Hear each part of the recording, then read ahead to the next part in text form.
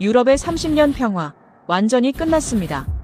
러시아의 위협이 나토 동부 국경 전체를 덮쳤습니다. 그 누구도 믿을 수 없었던 위기의 순간, 폴란드는 전례 없는 비상 총동원령을 선포했습니다.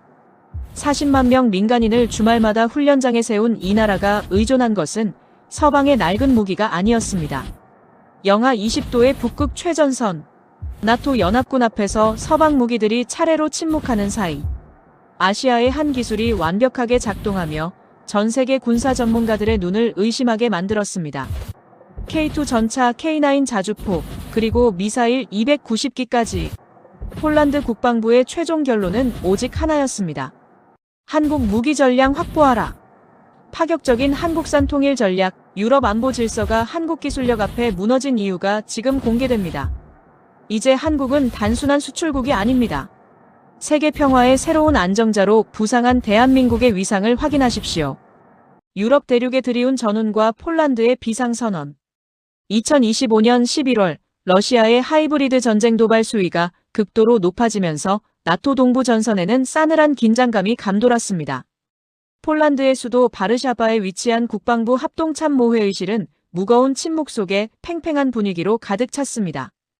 폴란드 국방부 차관 안제이 카민스키는 스크린에 비치는 동부 국경 지역의 실시간 전황 보고를 굳은 얼굴로 지켜보고 있습니다. 그는 유럽 주요국들의 느슨한 대응과 미온적인 태도에 깊은 실망감을 느끼며 자국만이 홀로 생존을 위한 대책을 강구해야 한다고 확신했습니다. 카민스키 차관은 회의를 주재하며 이제 폴란드는 전통적인 동맹의 대처 속도에만 의존할 수 없음을 단호하게 선언했습니다. 폴란드 정부는 즉시 러시아의 침공에 대한 강력한 억제력을 확보하기 위해 국방비를 GDP 대비 5% 이상으로 증액하겠다는 파격적인 계획을 발표했습니다. 이어서 전 국민의 경각심을 고취시키고 유사시 국가 생존 능력을 높이기 위한 피아스트 작전을 공식적으로 출범시켰습니다. 이 작전은 전례 없는 대규모 민간인 총동원 체제로 40만 명을 대상으로 하는 주말 군사훈련 프로그램이었습니다. 이러한 폴란드의 비상선언은 서유럽의 주요 언론 헤드라인을 장식하며 큰 파문을 일으켰습니다. 일부에서는 폴란드의 조치가 과도한 위기의식에 기반한 것인지 아니면 냉엄한 현실을 반영한 현실적 대응인지에 대한 격렬한 논쟁이 벌어졌습니다. 같은 시각 수도 외곽에 사는 평범한 폴란드 대학생 마렉 코발스키는 우편으로 도착한 훈련소 집결 통지서를 받아들었습니다. 그는 매주 토요일마다 군사훈련을 받아야 한다는 내용에 미래에 대한 불안감을 느끼면서도 고조되는 안보 위협을 부정할 수 없었죠. 카민스키 차관은 기존 서유럽 방산 기업들이 제공하는 무기 체계의 느린 납기와 불안정한 재고, 문제가 폴란드의 긴급한 수요를 충족시킬 수 없음을 보고받았습니다. 그는 폴란드의 생존이 달려있는 전력 증강을 위해 기존의 관행을 타파하고 제3의 대안을 찾아야 한다고 판단했습니다. 카민스키는 비밀리에 작성된 문건에 서명하며 새로운 전략적 움직임을 게시했습니다. 국방부 내에서는 한국과의 대규모 무기 도입을 추진하기 위한 비슬라 프로젝트 팀이 극비리에 구성되었습니다. 이 팀은 한국 방위 산업의 기술력, 신속한 납기 능력, 그리고 정치적 중립성을 핵심 평가 요소로 설정하고 조심스럽게 한국 측과의 첫 접촉을 시도했습니다. 폴란드는 국가의 운명을 건 중대한 결정을 내리기 위한 첫걸음을 내디딘 것입니다. 서유럽의 딜레마와 카민스키의 결단. 독일의 수도 베를린에서는 군사 전문 분석가 마르쿠스 베버가 유럽 징병제 부활을 주제로 한 TV 토론에 출연했습니다. 베버는 폴란드의 비상선언이 가져온 안보 논쟁 속에서 유럽이 직면한 병력 확보의 현실적인 어려움을 날카롭게 지적했습니다. 그는 오랜 평화 시대에 익숙해진 유럽 청년층이 징병제 부활에 대해 극심한 반감을 표출하고 있으며 병력 자원 확보가 무기 구매만큼이나 심각한 국가적 난제임을 강조했습니다. 파리 외곽의 한 군사물자 창고에서는 관리인 다니엘 르노가 폴란드군이 운용하는 K9 자주포의 부품 재고를 점검하고 있었습니다. 다니엘은 잦은 고장 보고와 느린 부품 공급 속도에 대한 불만을 담아 본국 상부에 보고서를 올리고 있었습니다. 이러한 보고는 유럽의 전통적인 방위 산업 공급망이 이미 긴급한 전력 증강 수요를 충족시키지 못하고 있음을 여실히 보여주었습니다.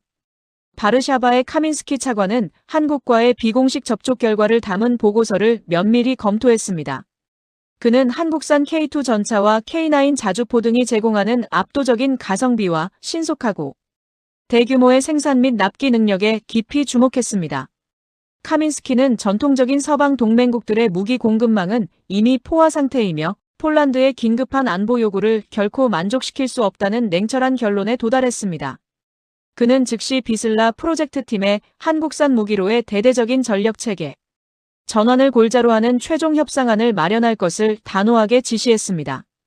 이 결정은 나토 주요국들에 대한 사전 통보 없이 진행되어야 했으므로 향후 불가피할 외교적 마찰을 감수해야 하는 대담한 정치적 도박이었습니다.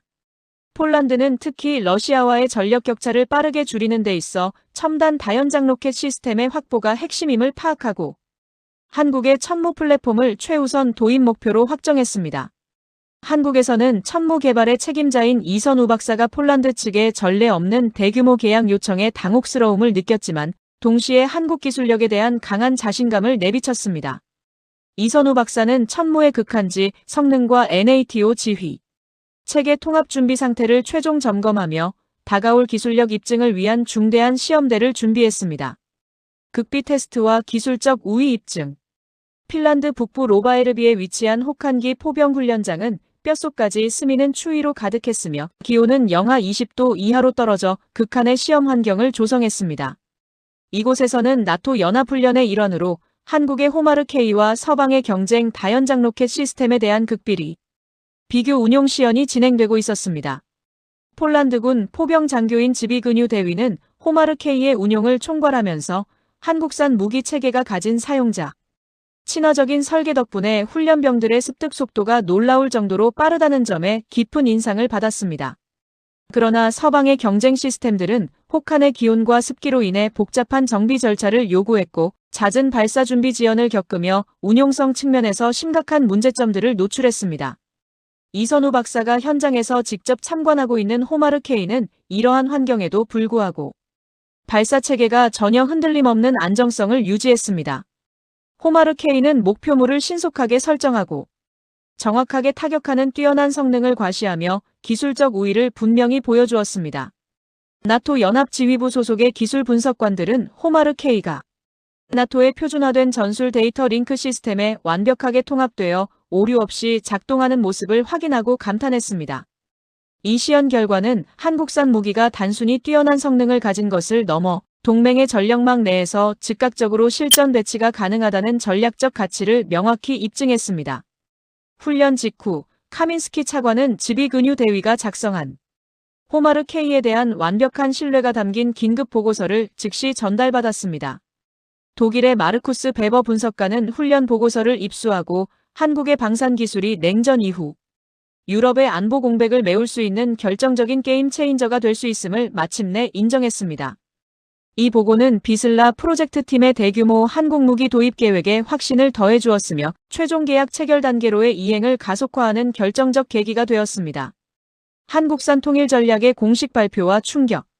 마침내 폴란드 국방부는 바르샤바에서 대규모 기자회견을 개최하며 전 세계의 이목을 집중시켰습니다. 안제이 카민스키 차관은 신형 기갑 및 포병 전력의 주축을 한국산으로 통일하는 비슬라 계약의 세부 내용을 공식적으로 발표했습니다. 이 계약의 핵심에는 K2 전차, K9 자주포, FA-50 경공격기뿐만 아니라 호마르 K 발사대 290대를 포함한 대규모 도입 및 폴란드 현지 생산 협력 계획이 포함되어 있었습니다. 카민스키 차관은 기자회견 내내 한국 무기가 가진 신속한 납기, 극한 환경에서의 입증된 신뢰성, 그리고 뛰어난 가치 효율성이 폴란드의 전략적 선택을 결정지은 주된 이유였음을 명확히 밝혔습니다. 이러한 폴란드의 파격적인 발표는 유럽 정치계와 방위 산업계에 엄청난 충격파를 던졌습니다. 전통적인 서방 무기 공급국들은 폴란드의 일방적인 결정에 대해 외교적 항의와 비판을 쏟아냈습니다. 그러나 독일의 마르쿠스 베버 분석가는 긴급 TV 특집 방송에 출연하여 폴란드의 결정이 단순한 무기 구매를 넘어 안보주권 선언임을 분석하며 찬사를 보냈습니다.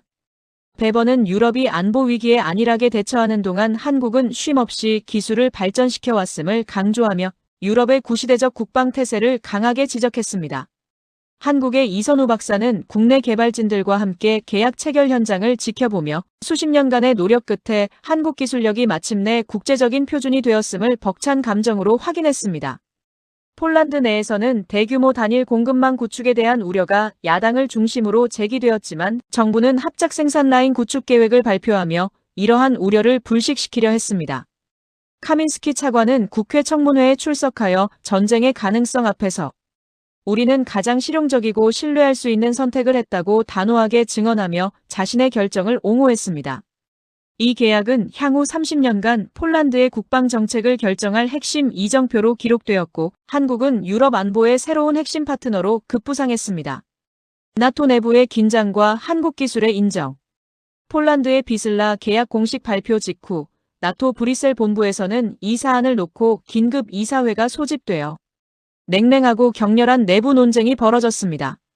프랑스와 독일 대표들은 폴란드가 일방적으로 대규모 무기 공급국을 전환한 것은 동맹의 전통적인 결속력을 훼손할 수 있다고 비판하며 외교적 압박을 가했습니다.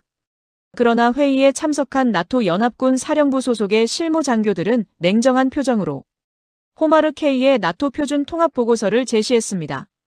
보고서에 담긴 기술적 우위와 상호 운용성은 유럽의 전통적인 강국들조차 인정할 수밖에 없는 명백한 사실이었습니다. 노르웨이, 핀란드, 스웨덴 등 다른 북유럽 국가들은 폴란드의 성공적인 계약 사례를 매우 신중하게 주시하며 한국산 무기 도입에 대한 내부 검토에 즉시 착수했습니다. 한국의 이선우 박사팀은 폴란드와의 합작 생산 및 기술 이전 로드맵을 최종 확정하고 납기 지연 없이 대규모 물량을 공급하기 위한 생산 라인 확장 계획에 곧바로 돌입했습니다. 독일의 마르쿠스 베버 분석가는 나토 내부의 이러한 갈등을 구시대적 정치 논리와 현실적 안보, 수요 간의 피할 수 없는 충돌로 규정하며 사태의 본질을 꿰뚫는 심층 보도를 이어갔습니다. 폴란드 국내에서는 대학생 마렉 코발스키를 포함한 민간인 훈련 참가자들이 신속하게 도입된 한국산 K9, 자주포와 호마르 K에 대한 교육을 받기 시작했습니다. 이들은 새로운 무기체계의 효율성과 정밀성의 놀라움을 표하며 국방력 강화에 대한 기대를 높였습니다. 카민스키 차관은 나토 비공개 회의에 참석하여 한국의 기술력은 이미 북극권의 극한 환경에서 검증되었다며 자신의 결단이 확고한 전술적 타당성을 갖는다고 거듭 역설했습니다. 결국 나토는 폴란드의 결정을 수용하는 방향으로 결론을 내리고 한국의 방위산업을 동맹국의 안보를 강화하는 전략적 자원으로 공식 분류했습니다. 이로써 한국은 유럽 방위 산업의 단순한 경쟁자를 넘어 유럽군 현대화의 실질적인 핵심 파트너로 그 위상을 확고히 다지게 되었습니다. 합작 생산의 가시화와 유럽 내 기술 확산. 마침내 폴란드 현지에서는 K2 전차와 K9 자주포의 합작 생산 라인 기공식이 성대하게 개최되었습니다. 이선우 박사는 한국 대표단으로 참석하여 이 역사적인 순간을 함께했습니다. 이 프로젝트는 단순한 조립을 넘어 수많은 폴란드 엔지니어와 기술자들이 한국의 정밀, 생산 기술과 노하우를 직접 전수받는 중요한 기술 이전의 장이 되었습니다. 합작 공장의 조립 라인 감독관인 야쿱 오르반스키는 한국 엔지니어들의 꼼꼼함과 신속하면서도 정확한 문제 해결 능력에 깊이 감탄하며 협력의 성공을 확신했습니다. 폴란드는 이 합작 공장을 통해 단순한 무기 사용국을 넘어 향후 유럽 내 한국산 무기의 주요 생산 허브로 발돋움하려는 장기적인 목표를 명확히 세웠습니다. 이러한 성공적인 협력 사례는 덴마크와 루마니아 등 다른 동유럽 국가들로 하여금 한국산 무기 도입을 공식적으로 고려하게 만드는 도화선이 되었습니다. 독일의 마르쿠스 베버 분석가는 이제 한국이 개발 중인 천무의 200km 이상 장거리 로켓 기술 연구가 나토 동부 전선 전체에 미칠 전략적 이점을 면밀히 분석하는 보고서를 발표했습니다. 그는 한국산 무기가 가진 지속적인 성장 가능성이야말로 서방의 구형 무기 체계와 근본적으로 다른 점임을 지적했습니다. 은퇴를 앞둔 카민스키 차관은 계약 이행 상황을 직접 점검하며 신속하게 납품된 한국산 무기들이 폴란드군의 전술적 훈련에 지체 없이 투입되는 것을 보며 만족했습니다. 훈련에 참가했던 대학생 마렉 코발스키는 신형 K9 자주포 훈련을 마치고 이제 우리 손으로 만든 무기로 조국을 지킨다는 실질적인 안도감과 자신감을 느꼈습니다. 한국의 기술력과 폴란드의 강한 안보 의지가 결합된 이 합작 프로젝트는 유럽 국방 현대화의 가장 빠르고 효율적인 선례로 전 세계의 주목을 받게 되었습니다.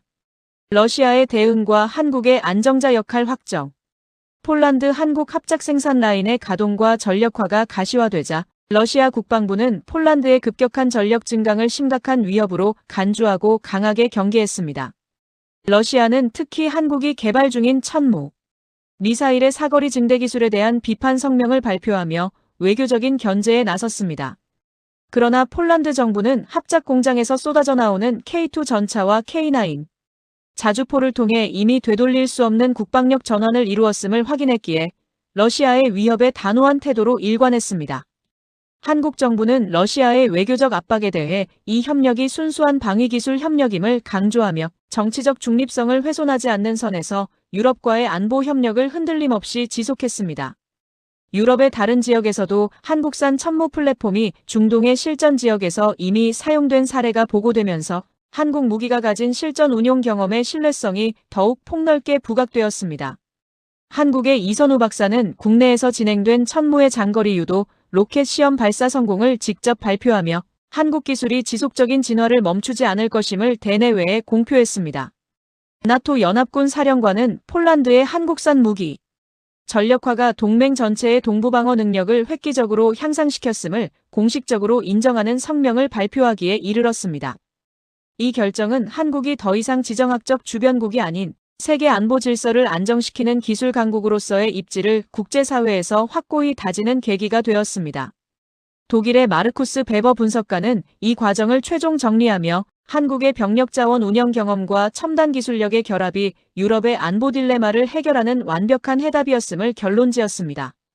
은퇴를 앞둔 카민스키 차관은 국경지역 합작 공장에서 쏟아져 나오는 K2 전차를 바라보며 조국이 역사적 공포를 극복하고 국가 안보를 스스로 확보했다는 깊은 안도감을 느꼈습니다. 폴란드와 한국의 이례적인 협력은 지정학적 위기 속에서 기술력이 곧 평화를 지키는 가장 강력한 무기가 될 수 있음을 전 세계에 증명했습니다. 새로운 시대의 새벽. 몇 년의 시간이 흐른 뒤 폴란드의 합작 공장은 이제 유럽 내에서 가장 효율적이고 안정적인 방위 산업 생산 기지로 확고하게 자리매김했습니다. 주말 훈련에 참여했던 대학생 마렉 코발스키는 현재 폴란드군 정규군에 입대하여 한국 기술로 만들어진 K9 자주포의 포반장으로 임무를 수행하고 있었습니다. 그는 한국산 무기체계의 뛰어난 정밀도와 신뢰성에 높은 자부심을 느끼고 있었습니다. 합작 공장의 감독관 야쿱 오르반스키는 한국 엔지니어들과 함께 차세대 무기체계의 공동 개발에 착수하며 양국 간 기술 협력의 깊이를 더욱 심화시키고 있었습니다. 은퇴 후에도 국가안보자문 역할을 맡고 있는 카민스키 전 차관은 자신의 자서전 출판회에서 마지막 메시지를 남겼습니다. 그는 안보는 정치적 수사나 과거의 낭만에 의존하는 것이 아니라 오직 실체적인 기술력과 실용주의로 지켜야 한다고 역설했습니다. 유럽 각국의 국방 예산 보고서에는 한국산 무기 플랫폼의 개량 및 추가 도입 계획이 정례화되어 핵심 항목으로 확고하게 자리 잡았습니다. 독일의 마르쿠스 베버 전 분석가는 한국이 바꾼 유럽의 전쟁 준비라는 제목의 다큐멘터리를 제작했습니다. 그는 이 다큐멘터리를 통해 한국의 군사기술이 유럽의 전술 교리와 안보 전략을 어떻게 근본적으로 변화시켰는지 상세히 조명했습니다. 한국에서는 이선우 박사가 천무 기술을 기반으로 한 차세대 미사일 방어 시스템 개발에 몰두하며 한국 기술 발전에 멈추지 않는 의지를 전 세계에 보여주고 있었습니다.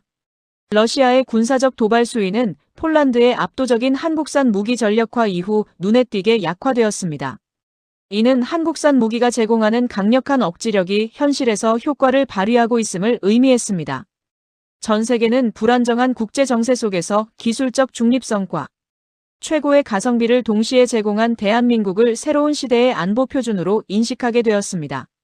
바르샤바와 서울 두 나라의 국기 아래에서 평화와 안보를 위한 견고한 연대가 지속되며 새로운 시대의 새벽을 열었습니다. 이 내용이 마음에 드셨다면 구독, 좋아요 부탁드립니다.